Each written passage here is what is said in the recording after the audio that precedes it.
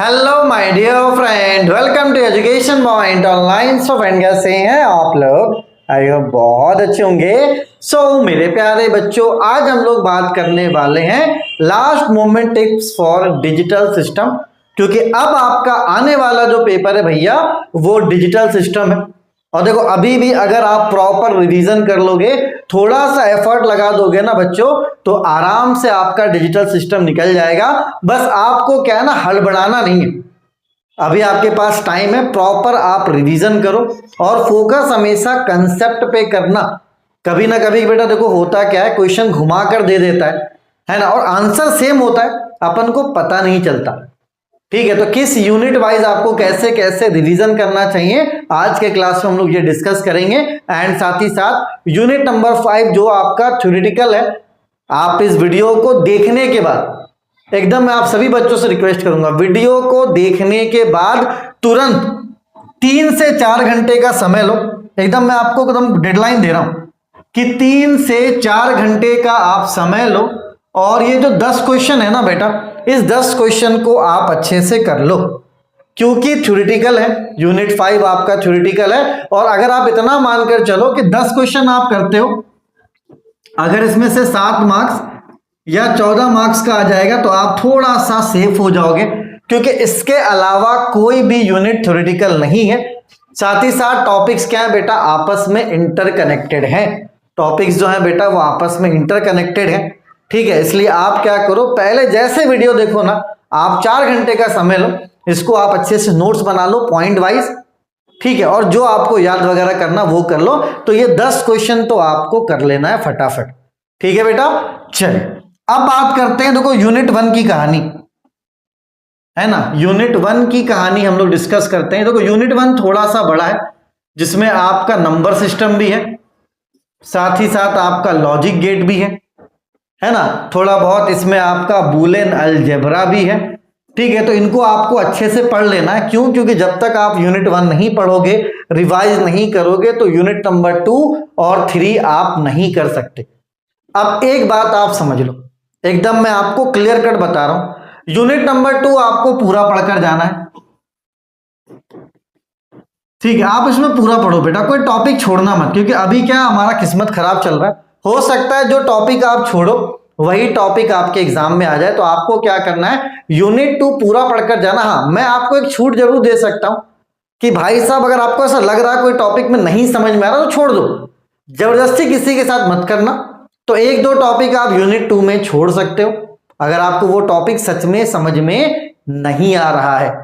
ठीक है, और यूनिट 3 के साथ भी वही कहानी, क्योंकि भाई इस यूनिट में ना बहुत ज्यादा रेंज है, क्वेश्चन बहुत तरीके से पूछ सकता है, घुमा घुमा के पूछ सकता है। सिंपल क्वेश्चन भी आ सकता है, आपको सर्किट देके भी परेशान किया जा सकता है। ठीक है, और एक रिक्वेस्ट ये कि अभी जो इससे पहले पेपर हुआ था ना जून 2024 का, तो वो बहुत आउट ऑफ द बॉक्स वाले क्वेश्चंस थे। ठीक है, जो एमटेक लेवल में पूछे जाते भैया वो बीटेक लेवल में ही पूछ दिया था। ठीक है, तो इस बार मैं एक्सपेक्ट नहीं कर रहा हूं कि वैसे क्वेश्चंस पूछे जाएंगे, तो आपको पैनिक नहीं करना है। ठीक है, यूनिट 2 और यूनिट 3 आप पूरा पढ़िए।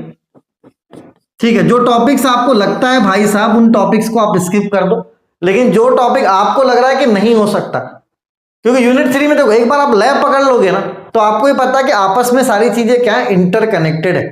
एग्जाम में जब आप जाओगे, सबसे ज्यादा इंपॉर्टेंट क्या है बेटा, सबसे ज्यादा इंपॉर्टेंट है सर्किट, क्योंकि जब तक आप सर्किट का डायग्राम नहीं बनाओगे आपको नंबर नहीं मिलेगा, इस बात को आप समझ लो।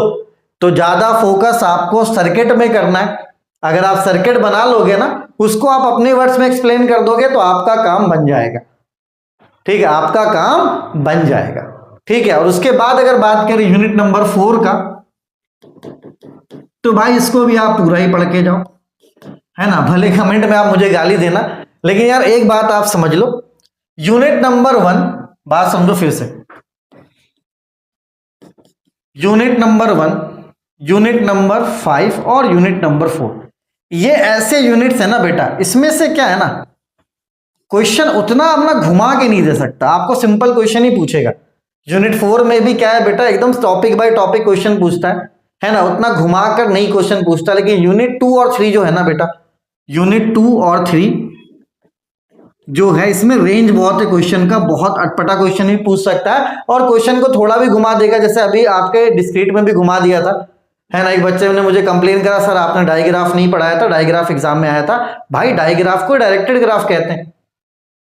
अब मुझे उस समय से जो सर दर्द हुआ ना, मुझे अभी भी वही सर दर्द है, क्योंकि आपको ही पता है कि यूनिट नंबर 2 और खास करके यूनिट नंबर 3 में एक टॉपिक को बहुत तरीके से पूछा जा सकता है। तो अब मैं आपसे सिंपली एक बात बोलूंगा, देखो अभी मैंने बोल दिया आप सब कुछ कर लो, इट इज इम्पॉसिबल, ये एक तरह से इम्पॉसिबल चीज है एकदम। मैं आपको फैक्ट बता दूं, जो स्टार्टिंग से पढ़ना स्टार्ट कर दिया वो तो पूरा कर लेगा, लेकिन अभी जो आधा पढ़ा है, किसी ने 2 यूनिट पढ़ा, किसी ने 3 यूनिट पढ़ा है, तो मैं एकदम आपको क्लियर कट बता रहा हूं भाई साहब कि आप इस सीक्वेंस में पढ़ना स्टार्ट करो, है ना। 18 को पेपर है ना आपका, एकदम क्लियर आप समझ लो कि कितना एटलीस्ट आप पढ़कर जा सकते हो। पढ़ना तो वैसे पूरा ही चाहिए। चलिए, सीक्वेंस ऑफ स्टडी क्या होगा, यूनिट 5 थ्योरी है, आप इसको पहले कर लो, उसके बाद 1 2 3 4 ये सीक्वेंस होगा, ठीक है। चलो, आपके पास 14 तारीख है, आपके पास 15 है, आपके पास 16 है, आपके पास क्या है 17 है। तो बस आप इतना समझ लीजिए कि आप 16 तारीख के शाम तक, 16 के इवनिंग तक, 16 के इवनिंग तक आप जितना पढ़ सकते हो ना, आप उतना पढ़ लो। हो सकता है कोई बच्चा 5 1 2 3 पढ़ लिया हो सकता है कि कोई बच्चा 2 और 3 का कुछ टॉपिक छोड़कर यूनिट 4 पूरा पढ़ लिया हो, ठीक है। तो आप जितना पढ़ सकते हो बेटा, आप क्या करो, 16 के इवनिंग तक आप पढ़ लो, उसके बाद 16 का नाइट आपको रिवीजन करना है और 17 का नाइट आपको क्या करना, अच्छे से रिवीजन करके जाना है। पूरा दिन और नाइट आपको मिल रहा है, ठीक है, क्योंकि रिवीजन बहुत ज्यादा इंपॉर्टेंट है। रिवीजन क्या है बेटा, बहुत ज्यादा इंपॉर्टेंट है। और अगर किसी ने सिलेबस को पहले कंप्लीट कर लिया तो मैं बोलूंगा कि भैया आप पूरा 17 और पूरा 16 क्या करो, रिवीजन करो, ठीक है। और एक बात समझ लो, थ्योरी आप कितना भी लिख कर आओ नंबर नहीं मिलेगा, आपको ब्लॉक डायग्राम जो है वो बनाना पड़ेगा। जो भी डायग्राम्स वगैरह हैं वो आपको बनाकर आना पड़ेगा, तभी आप पास हो पाओगे, भले आप कितना भी थ्योरी लिख दो, ठीक है। तो अब देख लो आप अपने हिसाब से, जहां तक जितना आप पढ़ सकते हैं 16 के इवनिंग तक आप पढ़ लो भैया, लेकिन अब बात समझ लेना 17 तक मत पढ़ने लग जाना, क्योंकि रिवीजन करना बहुत ज्यादा इंपॉर्टेंट है, ठीक है। देखो थोड़ा टफ सब्जेक्ट है बच्चा, है ना, एंड आपको पता है कि शॉर्टकट में चीजें खराब हो जाती है, तो वो वाला काम अब हम लोग को डिजिटल में तो नहीं करना है।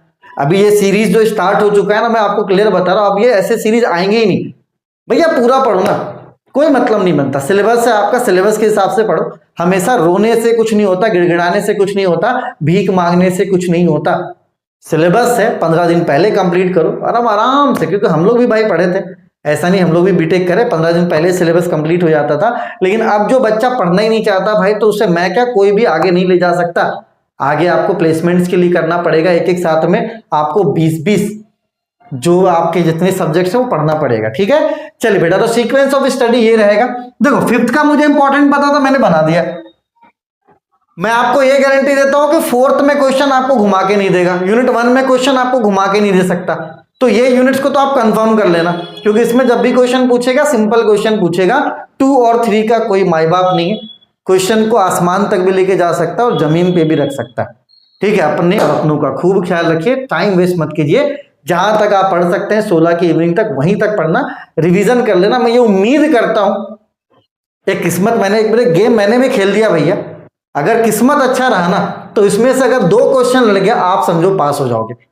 इसलिए इसके साथ मत खेलना, ये कहीं ना कहीं अपन को थोड़ा सा सेफ साइड लेके जा रहा है। जितने क्वेश्चंस मैंने दिए 10, इसको आप अच्छे से कर लो। इसके अलावा जो बच्चा जितना पढ़ सकता है उतना पढ़ के जाओ। पढ़ने का सीक्वेंस मैंने बता दिया। अपने और अपनों का खूब ख्याल रखिए। Take care, bye bye, Tata.